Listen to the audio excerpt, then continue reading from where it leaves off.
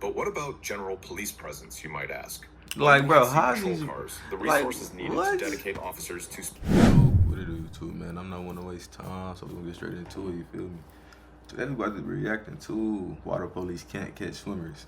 If you don't know what a swimmer is, it's people that be driving crazy all through traffic. They shouldn't be driving. They shouldn't be driving like that. Y'all gonna see why, but if y'all don't know, but let's get into it. through your feed and seen those insane videos? Cars weaving through traffic like they're playing a Like, bro, that real-life shit video is game. not cool. We're talking about the cutting up in traffic trend that's absolutely Bro, you know how many families they put in danger, like, doing this shit? Like, bro, that is not cool, bro. up recently, with names like Squeeze Benz and License becoming almost legendary.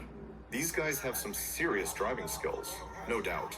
But let's be real, they're also dicing with danger, risking not just their own lives, but everyone else's on the road for those insane clips. So, the big question everyone's asking is, why aren't these guys behind bars already? That's How what on I'm saying. earth do they- Like, they make the police seem like so brilliant or whatnot. How come the police can't stop these niggas? You know what I'm saying? And it's encouraging the bullshit. You know what I'm saying? It's encouraging younger kids to do what the fuck they do. You know what I'm saying? Just because of the simple fact they're not getting caught and they live. What? always get to drive these expensive cars? I mean, this is the USA, right? Land of traffic cameras on every corner and cops seemingly everywhere. How do these swimmers, as they call themselves, manage to pull off these runs day after day without getting caught? Let's break it down together in today's video. But first, make sure to leave a like and subscribe to this channel for more videos covering the most famous swimmers. But before we dive into the tricks these swimmers use to evade getting caught, let's take a look at Damn. I love how every single side hustle expert says the same damn thing. Start a YouTube channel. Oh, shit. Sell on Amazon. what law enforcement can do to track these guys down, and why it's not as easy as it may seem. First, let's talk about the perception of surveillance. Yeah, the US has a lot of cameras, but are they really the all-seeing eye that can track a specific car doing 100, weaving through 5? They should be able to, you know what I'm saying? We are in the great year 2025. How haven't they evolved? That's not a word, evolved. How haven't their cameras had evolution yet? Like, how haven't they upgraded their shit, basically? That's what I'm saying. Of rush hour traffic and follow it all the way home? The reality is a bit more complex. Think about it. Traffic cameras are often focused on intersections for red light violations or monitoring general traffic flow. The resolution might not always be high enough to clearly identify a license plate, especially at high speeds or in bad weather. Plus, the sheer volume of traffic in major metropolitan areas makes it like finding a needle in a haystack for law enforcement to manually track a single vehicle in real time through this network. But what about general police presence, you might ask? Like, bro, how patrol these cars, the like, resources needed what? to dedicate officers to Like, that's crazy, bro. Imagine, that's some movie shit. specifically Fast and monitor Furious for and shit. pursue these all the high-speed time. traffic violators across a sprawling city are immense. Police departments have to prioritize calls based on severity, and while cutting up is dangerous, it might not It is. always be the top priority in a city dealing with more immediate threats. Damn, he got boxed in. Furthermore, the Damn. very nature of the offense makes it difficult to address. Cutting up is often a short burst of intense activity. These drivers might engage in the dangerous behavior for a few minutes to get their I mean, you speeding on the bridge like this, and like, what are you really getting out of this? Like a cool adrenaline rush? Like, you can go to the track and do this all the time. and then quickly I'm blend saying? back into normal traffic I'm or just saying, disappear though. altogether. Slow. So we're good. Let's look and get off at this exit. Did we lose the cops? What kind of car is that? Did we lose the cops? Let's get off at this exit. This hit and run style makes it incredibly challenging for law enforcement to react in time to intercept them. Even if a Damn, report police comes pull in, straight up the on their individual head. could be miles away or have already switched vehicles Punch by the my time dad. officers arrive in the area. Already in his So, eyes, we damn. touched on the sheer difficulty of tracking these guys, but let's dig a little deeper into what law enforcement is actually up against when they do spot someone pulling these driving maneuvers. It's not as simple as just flipping on the lights and sirens and giving chase. There are a lot of factors that come into play, and police work in these situations is governed by strict protocols designed to protect everyone, not just the officers involved. One of the biggest hurdles are our strict departmental guidelines. Many police departments in the US have very clear rules about engaging in high-speed pursuits, especially for non-violent offenses like reckless driving.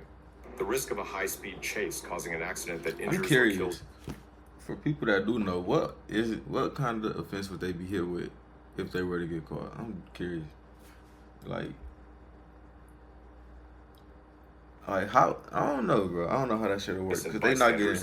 They do be having fast ass cars, so that's not. Departments The only often way they get prohibit caught is risky if they maneuvers like crash. intentionally bumping So, or ramming a suspect vehicle at high speeds unless there's an That's imminent dangerous, threat of bro. serious harm to others. This means officers Damn. can't always just He did that force on the these bridge? swimmers Is that off the Walker? road, even if they have the opportunity.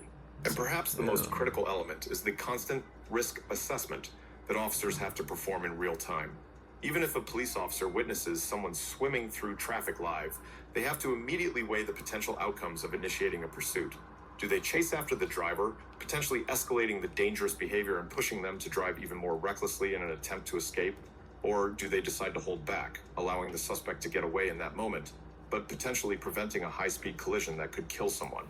It's a split It's second like, how do they? They can't just get out and shoot the niggas. They can't do that. It's like, how would they even? decision with life or death stakes, and officers are trained to prioritize public safety above all else. Sometimes the safest he is option is shooting to these not motherfuckers. pursue. Now, let's get back into the minds of these And they swimmers got and look at luxurious whip scuds. I don't think they stolen either. I don't know what they doing specific like tactics with they that use to stay ahead Not, of the but game. they not winning by Because driving like this. But It's not y'all just know what I'm about saying, driving bro. fast. Y'all It's know what about I'm saying. knowing the urban landscape and utilizing technology to their advantage. And most importantly, the art of vanishing. One key aspect is their route knowledge. These drivers often operate in specific areas they know intimately. They've likely scouted out shortcuts through residential access roads, pedestrian zones, which of course Damn, adds he in another the layer bike of lane danger. with it. Damn. Hey. Or even construction sites. This allows them to quickly disappear from main roads and potentially lose any pursuing officers. This is who why are the police don't chase these niggas in the inner city because they're endangering the. You know what I'm saying? familiar The with shits. these It sounded smart though, didn't it? These weak ass. alternative routes. It's almost like they've rehearsed their escape routes, knowing exactly where to turn and where the dead ends are. Beyond just knowing the roads, they also leverage technical aids.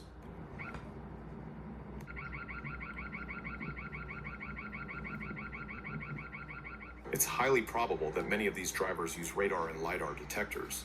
These devices can warn them in advance when law enforcement is using speed measuring equipment, giving them precious seconds to potentially slow down or alter their behavior before being clocked.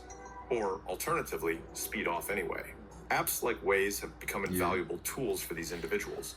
Waze relies on user-generated real-time Is this an traffic ad? information, and that includes reports of police presence. No. This means Bro, swimmers these niggas got a UAV for the police? Or is that a. can often get live updates on the locations of marked and bro. unmarked patrol cars in their vicinity, allowing them Damn. to adjust their routes and avoid areas with a heavy police presence. It's a constant Hey, cat and mouse. it's simple math, cuz they just smarter than them niggas. They just thinking harder. You feel me? Where technology plays a significant role on both sides. Another important part of how they operate is the prep work. They scope out the highways beforehand. You'll often have other drivers involved, acting like scouts. They're checking out the best spots for their swims. They look for stretches of road with seriously heavy traffic, so the video looks wild, with tons of lanes to weave through. And of course, they're also checking out where there might be fewer So cops around fucked up. or where it's easy to make a quick Like, getaway. look at this. There's also other preparations, like always Imagine being on this road, this shit. It's one thing to drive fast, but what they doing is attempted homicide, bro. That is masks, crazy. helmets, or suits to make it hard for cameras to identify them. And let's not forget the immediate aftermath, the actual vanishing act. Because once the swim session is over and the cameras have stopped recording, what happens next? It's highly probable I seen they this have video. They pre-planned had crashed staging on it. areas or even safe houses I don't think where they they can crashed quickly on it. switch vehicles. Imagine pulling into a discreet garage or a less trafficked side street and hopping into a completely different car, Bro, it's instantly kinda changing their crazy. profile. They might also have a change of clothes or even alter their appearance quickly to further throw off any potential witnesses or lingering law enforcement. This focus on the immediate escape and blending back into the urban fabric is crucial to their continued evasion. So, when you piece it all together, it becomes clear why catching these swimmers is such a monumental task for law enforcement. The combination of limited real-time surveillance capabilities, strict pursuit guidelines, the Well, sheer this video volume of gives me traffic, anxiety. and the deliberate efforts of these drivers to remain anonymous and strategically plan their stunts creates a perfect storm of elusiveness. For the foreseeable future, it's likely this trend will continue, simply because the logistical hurdles for police to consistently stop Time it out. But then when them niggas get arrested, are so significant. However, Did he get out? it's important to remember that there's always an element of chance involved.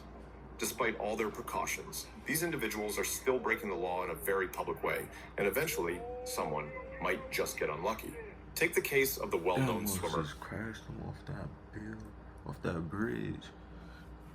Damn. Squeeze Benz. While he managed to evade authorities for a significant period, he Yeah, I was was just talking eventually about this. apprehended. Interestingly, his arrest wasn't the result of a dramatic high-speed chase. Instead, law enforcement was able to connect him to his online identity through a combination of factors, including his distinctive online presence, and eventually, a traffic stop for a less extreme violation. This allowed them to positively identify him and bring him in. It serves as a reminder that even with careful planning, the risk of getting caught is always there, So that wasn't smarter them in the end. whether through a stroke of bad luck or persistent investigative work. But what do you think about all this? Is it just a matter of time before more of these drivers face the consequences, or will they continue to outmaneuver the authorities? Let me know your thoughts in the comments below. Stay safe out there, and remember, the I road was is trying to not see a what kind of playground. car that was. Hey, great video, you know what I'm saying? I fucks with it. But that shit just gave me anxiety. Looking at them weave in and out of traffic like that. Imagine being on the road, somebody driving like that. Nah, brother. Nah. But nah, that was that. Catch you niggas in the next one. Yes, sir.